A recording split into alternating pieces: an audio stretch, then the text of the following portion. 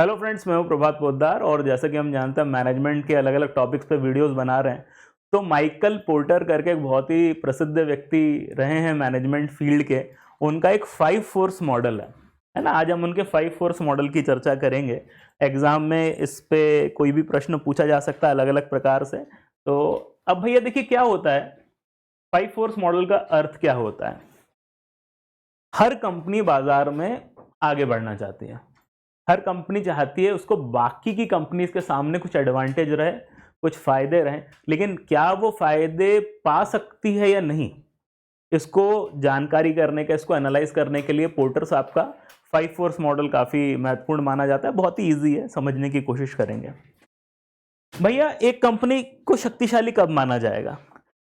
वो कंपनी तब शक्तिशाली है जब वो अपने हिसाब से अपने प्रोडक्ट को महंगा बेच पाए या बाजार में अपना दबदबा कायम कर पाए। अब ये दबदबा रहेगा या नहीं रहेगा, रेट ज्यादा हो पाएंगे कम हो पाएंगे, ये डिसाइड करते हैं 5 अलग अलग फैक्टर। तो पहला फैक्टर है थ्रेट्स ऑफ सब्स्टिट्यूट्स। अगर आपका प्रोडक्ट ऐसा कोई है जिसके बाजार में सब्स्टिट्यूट्स अवेलेबल हैं, आप चाय पीते हैं, आप चाय की कंपनी है, आप चाय बनाते हैं, तो क्या बाजार में चाय के सामने दूसरे सब्स्टिट्यूट्स हैं? तो सब कॉफी है। अगर ऐसे बहुत सारे सब्स्टिट्यूट्स हैं तो कहीं ना कहीं आपकी पावर कम हो गई। लेकिन अगर कम है या नहीं है तो आपकी शक्ति बढ़ गई। अगर सब्स्टिट्यूट है ही नहीं तो भाई मेरे साथ ही काम करना पड़ेगा, मैं महंगा बेचूंगा तो महंगा खरीदना पड़ेगा। इंटरनल कंपटीशन राइवलरी, इसका अर्थ रहता है कि चलिए हम चाय की बात कर रहे हैं, अब चाय बनाने वाली मेरी अकेली कंपनी है क्या, या मेरे सामने 20-50 कंपनियां और चाय बनाती हैं? अगर कंपटीशन में बहुत सारे लोग खड़े हैं तो जाहिर सी बात है मैं अकेला नहीं हूं तो मैं बहुत ज्यादा महंगा आइटम बेच नहीं सकता। लेकिन अगर नंबर ऑफ कंपटीशन कम है, मेरे सामने कंपटीशन कम है, तो मैं प्रीमियम रेट पे, ज्यादा भाव पे भी अपना माल बेच सकता हूं। सप्लायर्स बार्गेनिंग पावर, कच्चा माल, सप्लायर बोले तो जो कच्चा माल आपको देता है। अब भाई अगर बाजार में कच्चा माल देने वाले लोग बहुत सारे हैं तो जो सस्ते दाम पे देगा मैं उससे खरीदूंगा, और कम है तो भाई उसी से खरीदना पड़ेगा।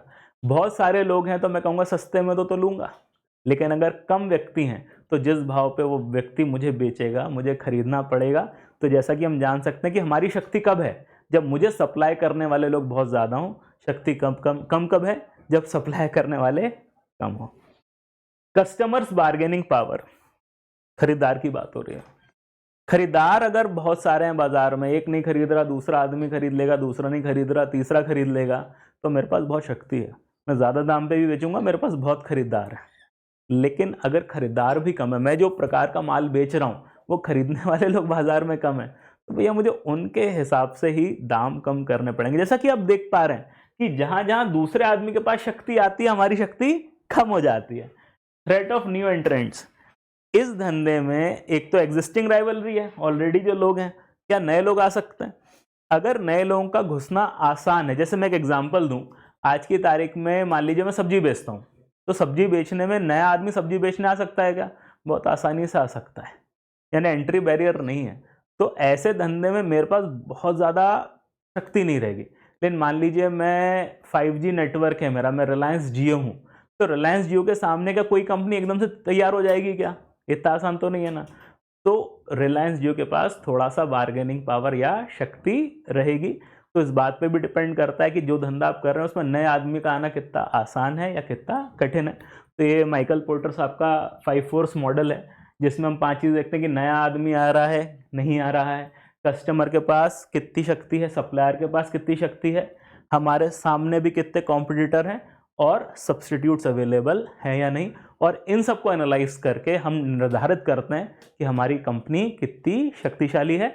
हमारे चैनल को सब्सक्राइब करना मत भूलिएगा, क्योंकि ऐसे वीडियोस हम बनाते रहते हैं।